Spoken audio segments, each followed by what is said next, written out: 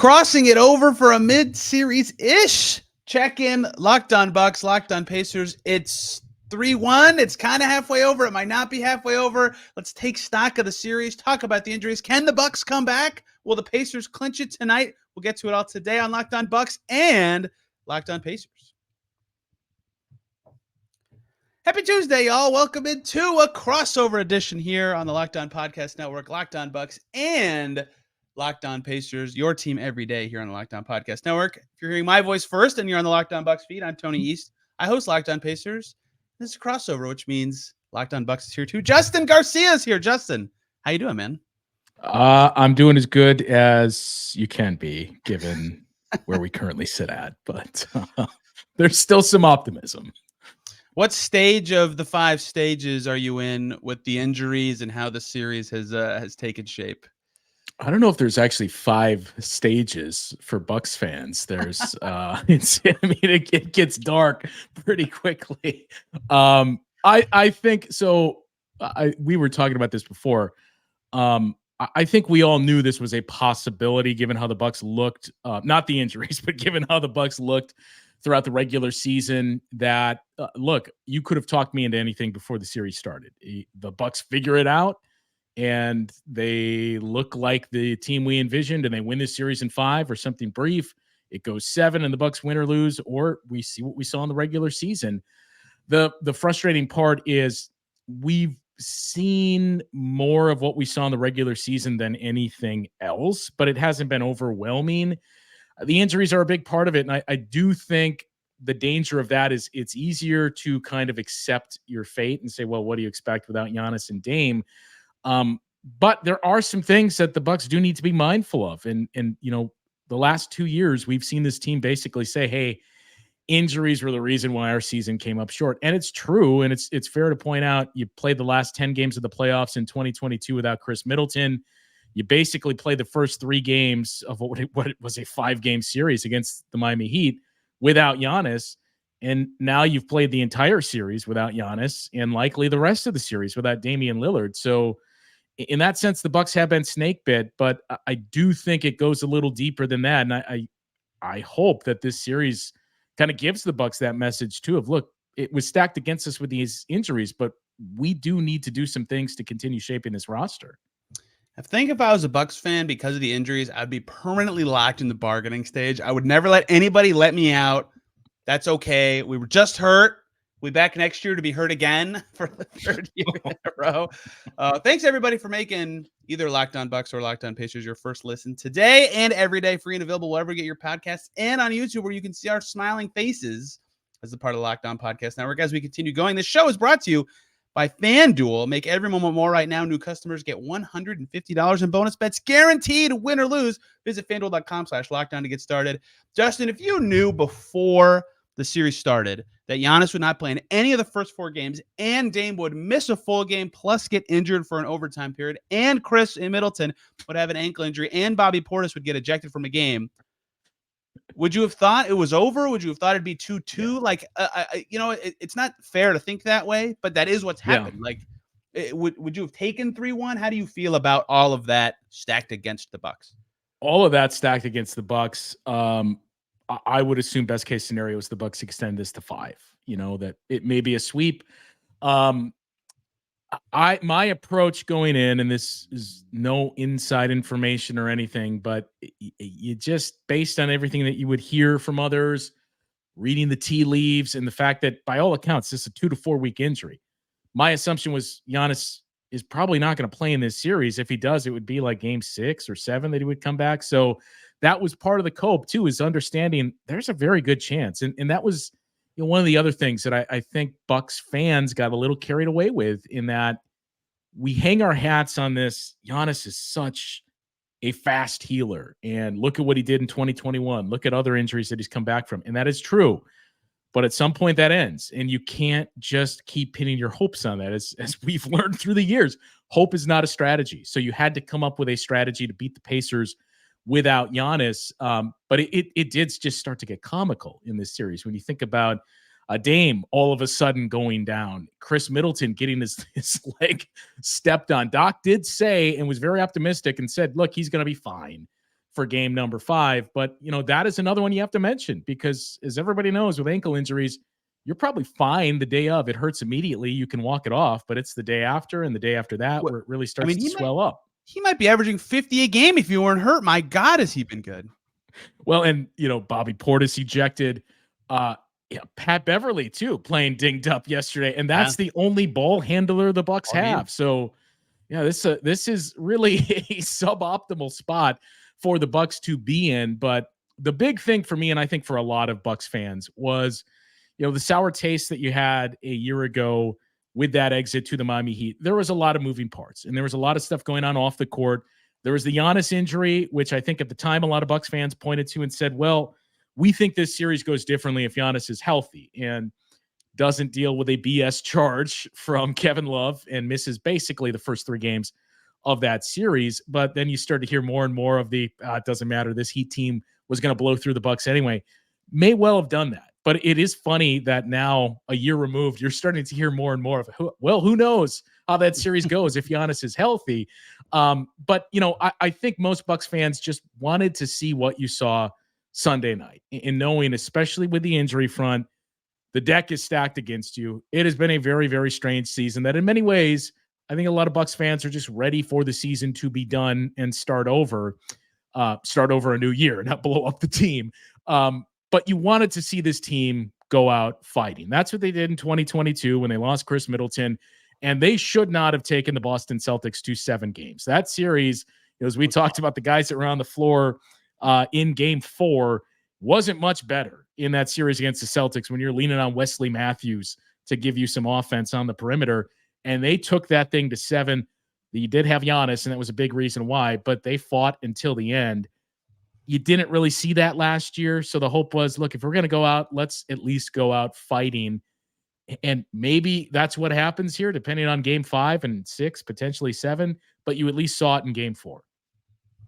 Yeah, I hate to lead with injuries because people in my feed are probably like, oh, come on, like our team's playing good. And I agree, but it's just such a massive storyline, obviously, right? And like I picked the Pacers to win the series, but my operating assumption was like Dame would be playing the whole time, and like Chris Middleton would not miss, even if just a few minutes of the series. Him missing any time is significant, right? All that has been baked into this and changed.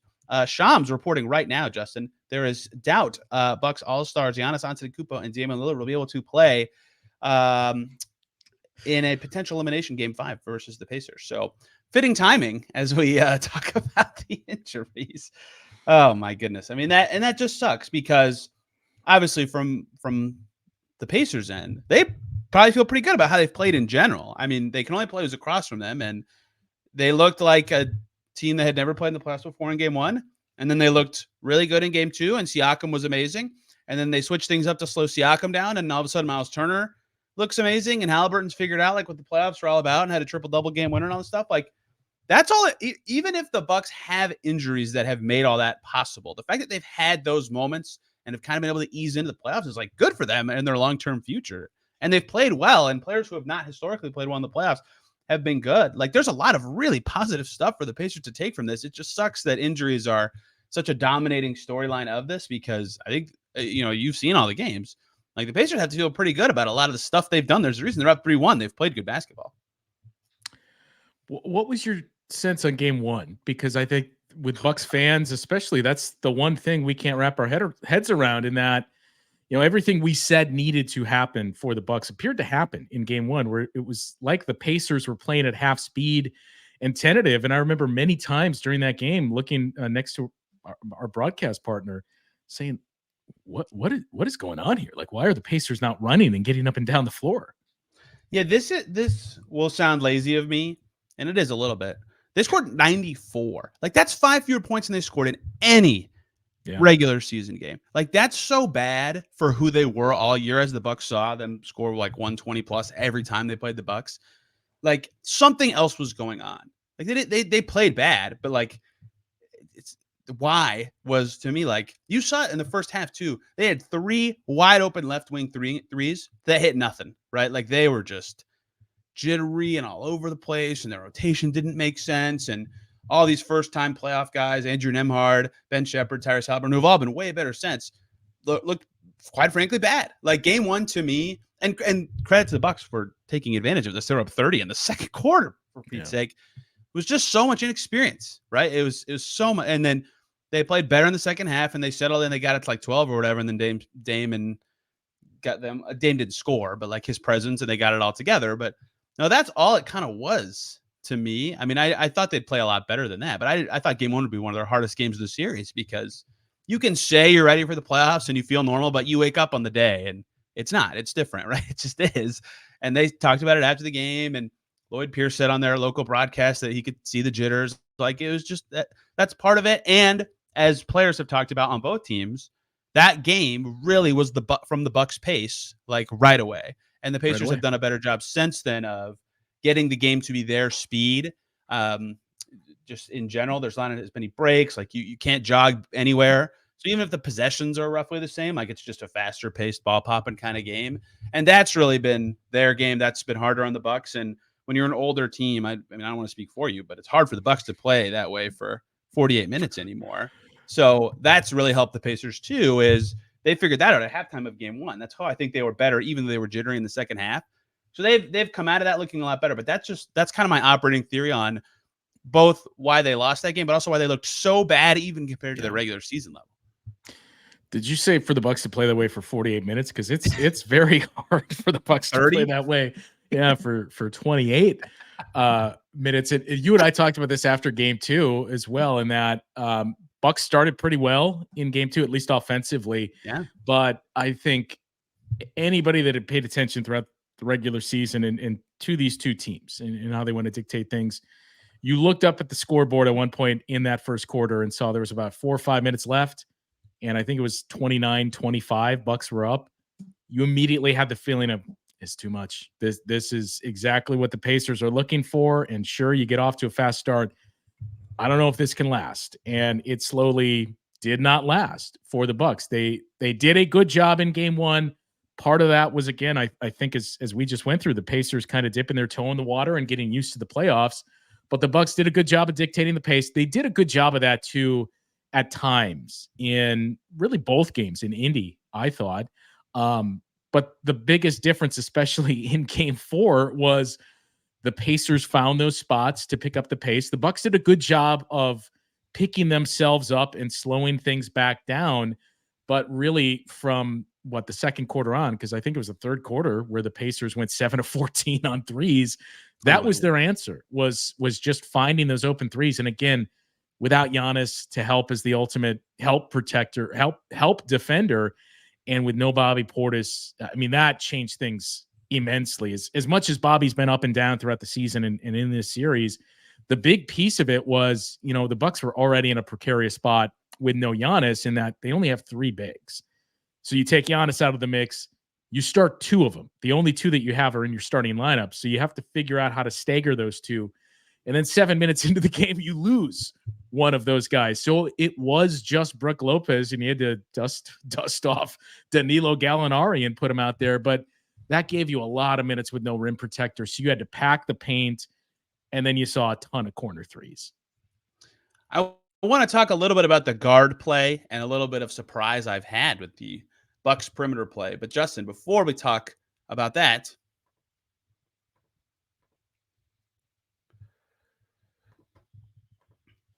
let's talk about DoorDash. Do you want to make your mom smile? Because Mother's Day is coming right up. Start Mother's Day with flowers, or surprise your mom with gifts from the brands she loves delivered the very same day with DoorDash. Does your mom have a sweet tooth? Is she a tech enthusiast, a beauty connoisseur? That's my mom. Or is she outdoorsy? No matter what she's into, you can make her smile with a fruit or flower bouquet, makeup, tech gear, workout wear, and more. And DoorDash can help you make it all happen with same-day delivery, a good latte, a gift card. Thoughtful gifts your mom deserves, the convenience you need. Thanks to DoorDash, shop with savings that would make her proud. With a Dash Pass membership, you'll save with a $0 delivery fee and reduced service fees on eligible orders from Dash Pass merchants that meet the minimum subtotal. Other fees apply. Terms apply, but you can get your Mother's Day gifts all in one place. Get 50% off your next order, up to $15 when you spend $15+ on your next flower, convenience, grocery, or retail order now with the code LOCKEDONNBA on DoorDash. That's LOCKEDONNBA is the code. Order using DoorDash today. Terms apply.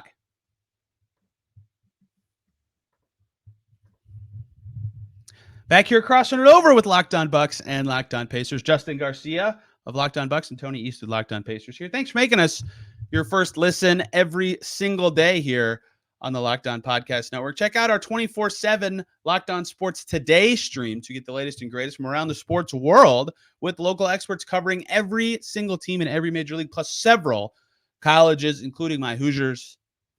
That's the best way you can see that stuff 24/7. No more shouting of ESPN and Fox in your ear. That's the best way to get your sports news all the time. Justin, something that's been interesting to me in the series is like Brooke Lopez has been super good every game. Chris Middleton has been awesome. Siakam and Turner have been really good. The front court battle and the intricacies of all that have been interesting. One separator to me, though, is Halliburton's figured it out, and Nembhard's been really good. And the Bucks, especially once Dame went down, have not gotten good enough guard play or ball handling play from anyone else to kind of match that.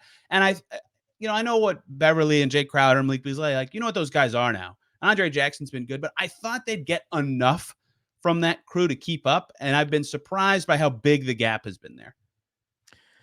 Yeah, and I think really all season long, Chris Middleton has basically been the Bucks' de facto backup point guard. You had the moments of campaign.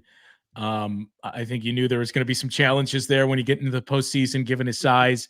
But you bring in Pat Beverly, he's been very good for the Bucks, but it's also a 35-year-old point guard that we're talking about.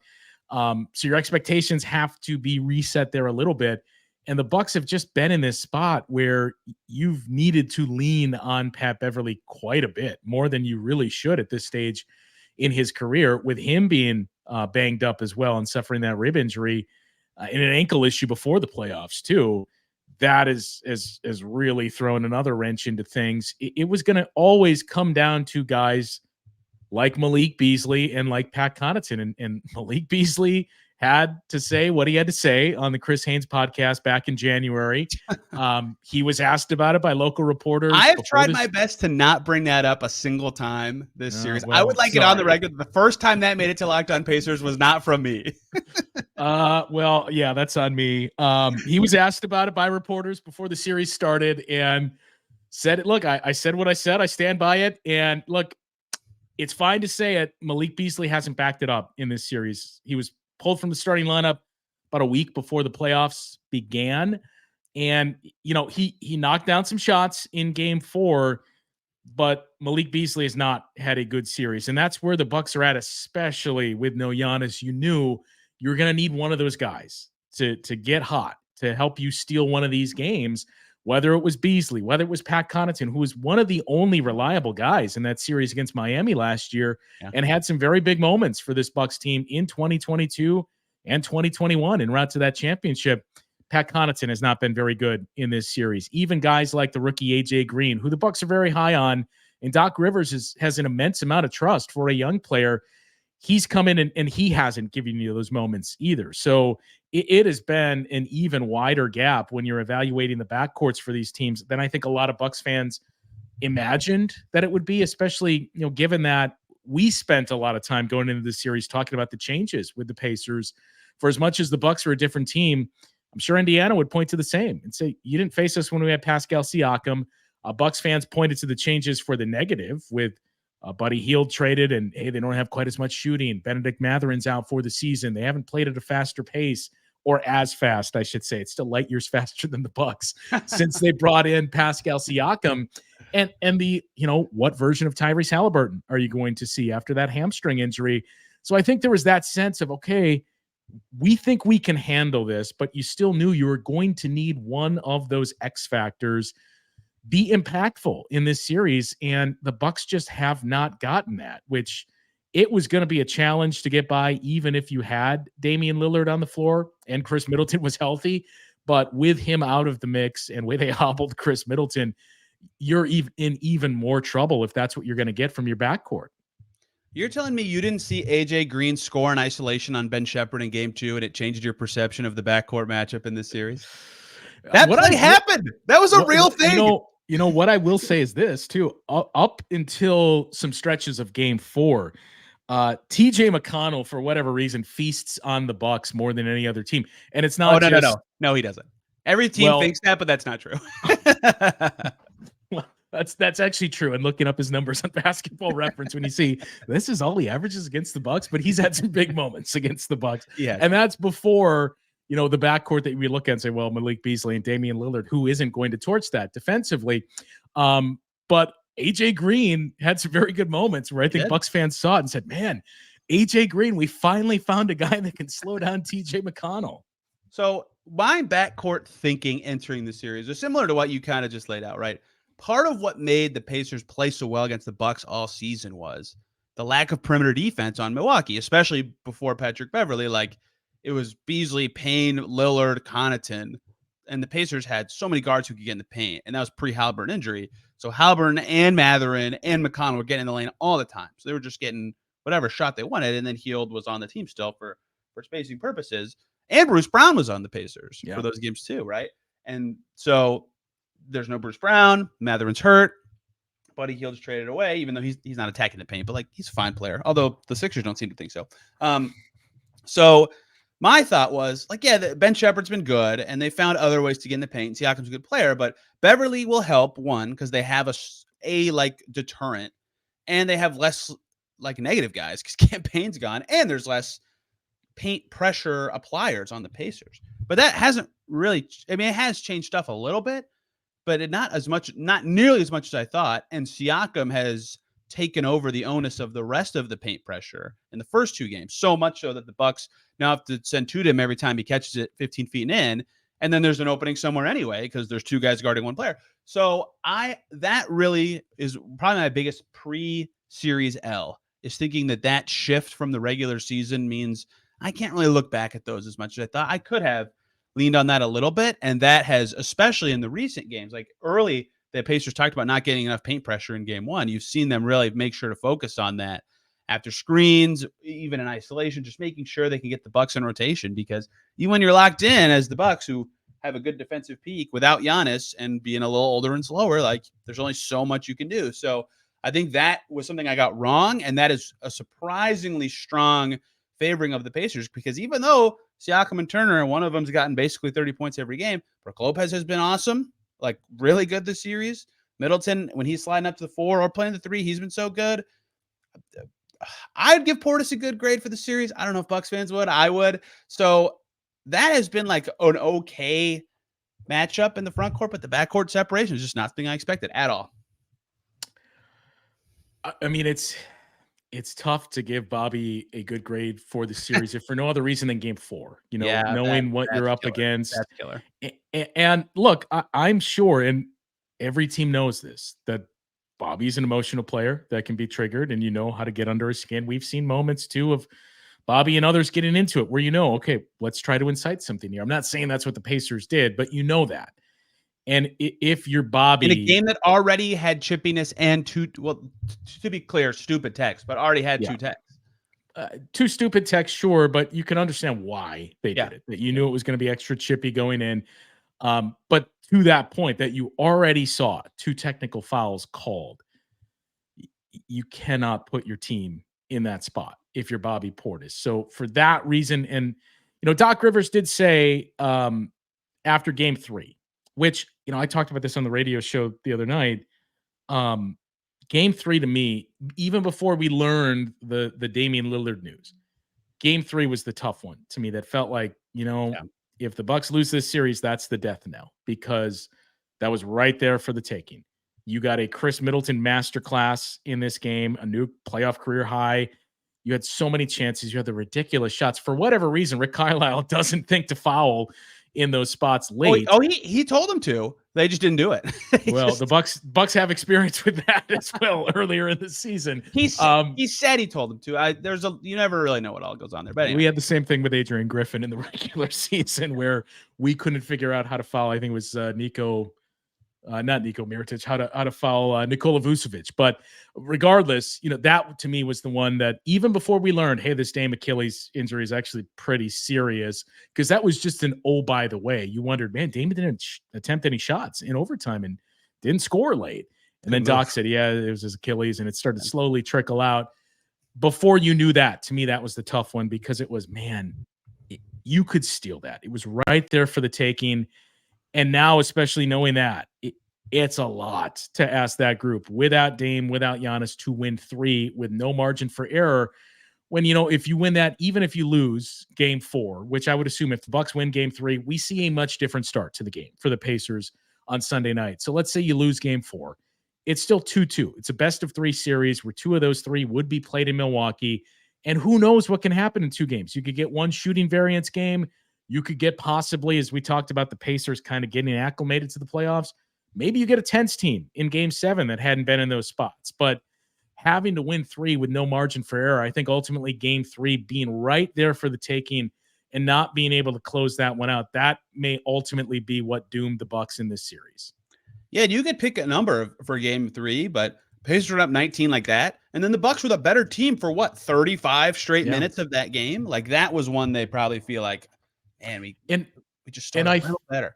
Yeah, and I think that's the frustrating part too for Bucks fans, knowing all the guys that are out and how much you're going to be up against without Giannis and without Dame. But I think you can realistically say, look, I know we had a terrible start in the first quarter of game 3, but by and large, for those, basically 9 quarters that we played in Indy, we were the better team, we think, in those quarters. We think we played better.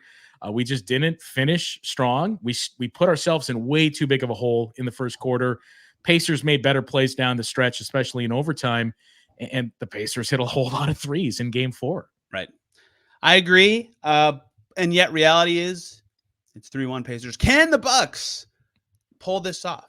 Can they get some wins like in game 1? Or is it over tonight? Let's close out talking about that before we answer that question, though.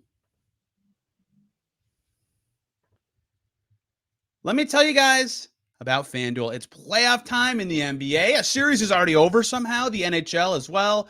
Baseball is in full swing. A lot of Brewers fans listening, I'm sure. Go Phillies for my end. And FanDuel is your place to bet on every game right now. New customers get $150 in bonus bets. That's a lot. Guaranteed just by signing up. That's $150 win or lose. Bet on everything from slap shots to home runs to slam dunks, all on an app that's safe and secure and super easy to use. I don't know what you're waiting for. Visit FanDuel.com/lockdown to get that offer and make your first bet an automatic win. That's with FanDuel, America's #1 sportsbook.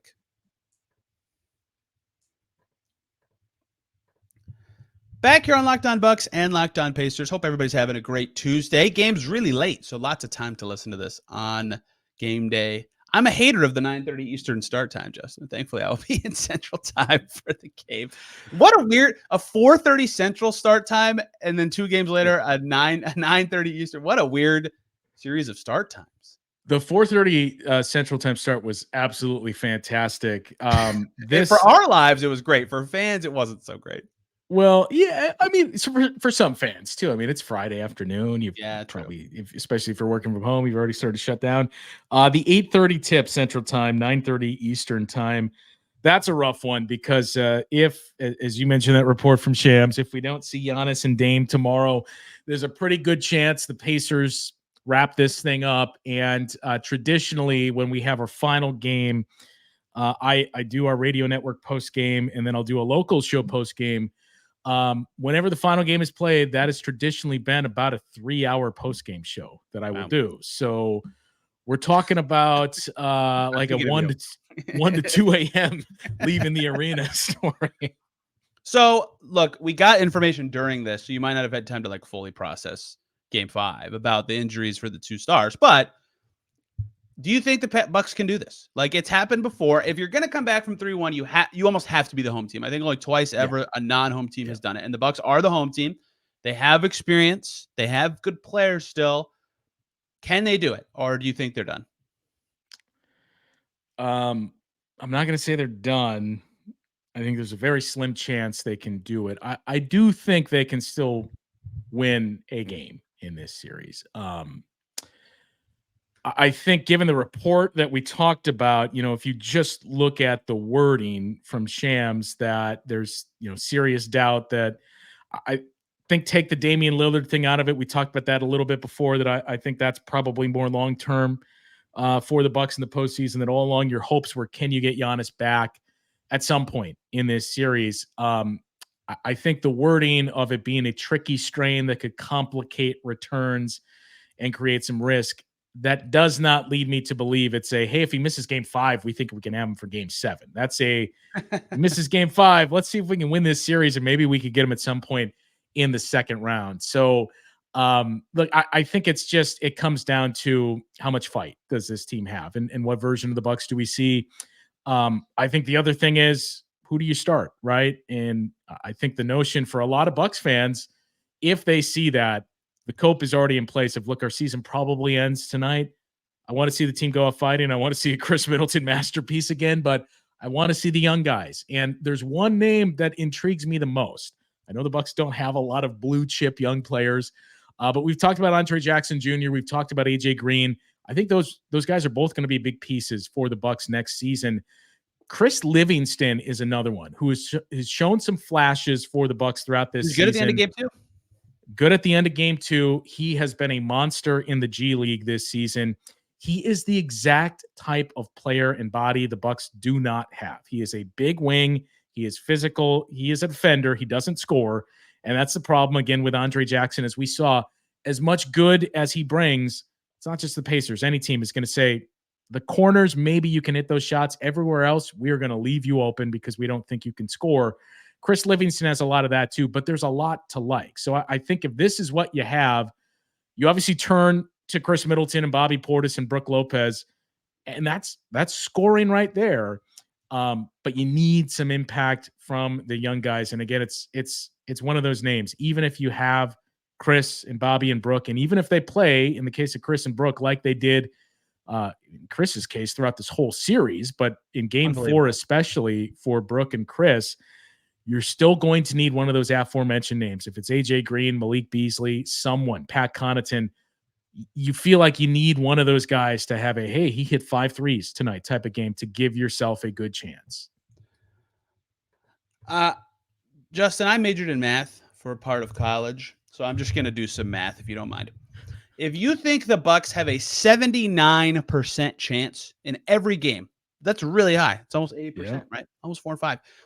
Odds would still say they lose the series because winning 3 in a row is hard, right? It's really hard from a statistical perspective. If you're a Pacers fan, that's where your solace should be. Like, if you think the Bucks have a 60% chance of winning each game, the odds they win the series is like 21.5%. Winning 3 in a row is hard, especially when you're as banged up as the Bucks are.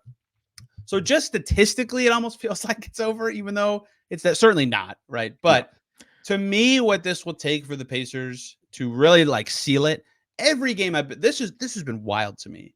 Their bench losing every game this series has been stunning. Like, their bench was so good in the regular season. I thought a big factor for the Pacers this series was their bench would be better than the Lillardless Bucks. And the Bucks bench has not been good throughout the regular season. But the Pacers bench hasn't either, and that's stunned me. Those guys were solid all season. Like, and they come in and they all have like a toggling game. Like, Toppin has a good first half and a bad second half, and then McConnell has a bad first half and a good second half. Like, if they can put it together for a full game, I think that would be the difference, because the starters have done a great job for the Pacers in several consecutive games.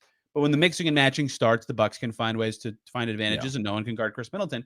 If their bench is good in game 5, it has not happened yet, and it's not a thing you say in the playoffs very often. It's like, oh, the bench is the difference, but it really is to me. Like, they have the better talent there. If those guys can actually put together full games, that might be it, because the Bucks' depth, we're talking about Chris Livingston, like, is lacking. So, with no offense to him, to be clear. No, and look, you're not leaning on Chris Livingston to score either, and that's what has struck me the most is the Bucks basically matched the Pacers bench in game 4, and again, with no Dame now, take him out of the mix, and you have to bump somebody else up into the starting lineup. It just makes it even more challenging. So the fact that they even held their own in that regard, I think, blew a lot of us away. That game 3 overtime one that we keep going back to, I think they got 4 or 6 points from the bench in that game. And it was just from those 2 names that we mentioned, just from the young guys in AJ Green and Andre Jackson. So the Bucks bench has not been good all season long, but it's, it makes it an even bigger ask when you say, okay, now 2 guys that start are out. So that bench that we haven't really been able to rely on, well, you're going to rely on it even less because we got to take 2 of you and move you into the starting lineup. What a weird series this has been.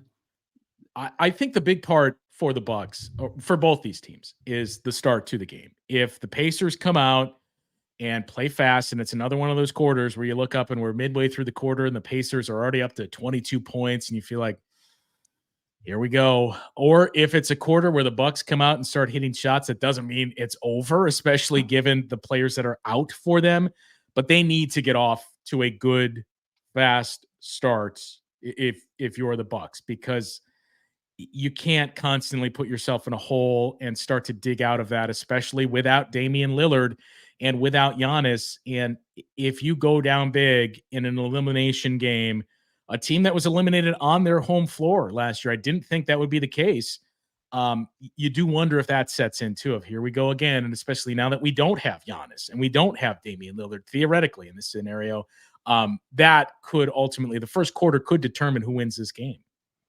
I agree. It has been very telling all series, although really it was the early second quarter of game 1 where the Bucks went from up 1 to up like 600, I think it was, in about 4 seconds. So, yeah, I agree. Starts the game's going to be massive. If the Pacers are taking the ball out of the net over and over, they're going to be in trouble. Their defense will matter quite a bit. So the Bucks. Justin, I can't believe we're already talking about this being potentially over before April is over, and yet injuries have made that the case. Where can people find you, your work covering, and very frequently, not even just for Locked On, talking, using your voice to discuss the Milwaukee Bucks? Yes, you can find me on Locked On Bucks. You can find me on the Bucks Radio Network alongside Dave Kane on the radio calls and on our Bucks flagship station, WTMJ in Milwaukee. Highly recommended. Justin and I met after game 2, and we talked for a very long time. Pfizer was turning off the lights. Said, get out of here, you two.